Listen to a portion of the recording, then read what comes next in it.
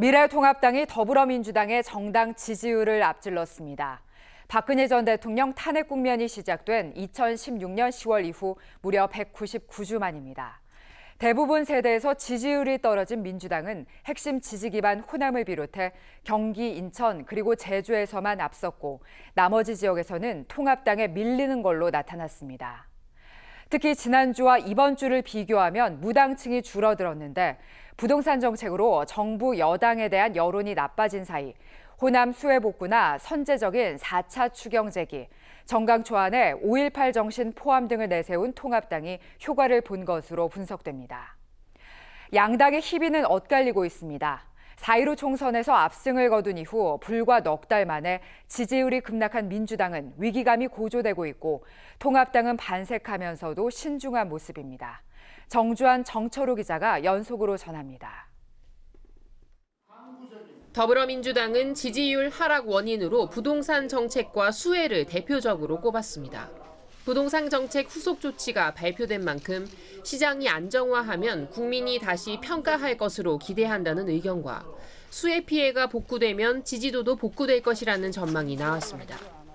진성준 전략기획위원장은 돌이켜보면 조그마한 실수들이야 있지만 상황적 요인이 더 크다며 상황 요인이 제거되면 새로운 지도부 선출을 계기로 심기일전에 대응하겠다고 강조했습니다.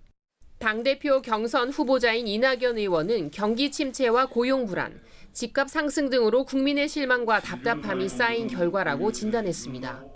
그러면서 29일 전당대회가 당내 기풍을 쇄신하는 출발점이 되길 기대한다고 말했습니다. 그러나 여러 가지 악재가 겹치면서 보름 남짓 남은 민주당 전당대회에 대한 관심은 그 어느 때보다 낮은 상황. 수해 대응에 집중하며 합동연설회와 TV토론 등이 취소되며 분위기가 더욱 침체됐습니다. 흥행 참패라는 평가가 벌써 나오는 가운데 지지율 반등의 돌파구를 어떻게 찾을 수 있을지 주목됩니다. OBS 뉴스 정주환입니다. 나흘째 호남 수해 복구 활동 중인 미래통합당. 첫 지지율 역전 소식에 오히려 조심스럽습니다. 우리가 많이 뒤처져 있는 것도 있어서 더 노력을 많이 해야 되겠구나 이런 생각을 많이 했습니다. 하고 우리가 노력한 만큼 국민들이 알아주시는구나 하는 그런 어떤 믿음도 갖게. 국민들이 현명했기 때문이라며 일희일비하지 않겠다는 뜻도 내비쳤습니다.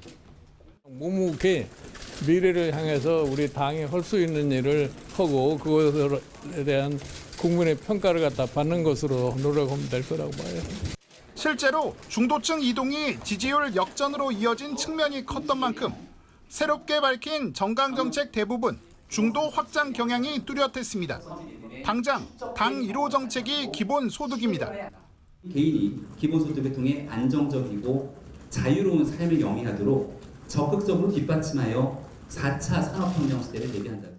고3의 총선 출마는 물론 5.18 정신 계승 등 지금까지 보수에서 보기 어려운 파격도 선보였습니다.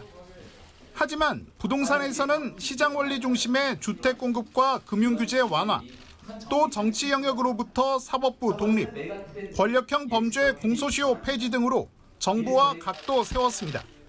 논란에 국회의원 사연임 금지도 담았지만 다른 의견을 수렴한 뒤 최종안을 만들기로 했습니다. 박근혜 전 대통령에 대해서는 광복절 특사 촉구가 아닌 공개 사과를 준비하며 중도로 체질 개선을 강조했습니다. OBS 뉴스 정철호입니다.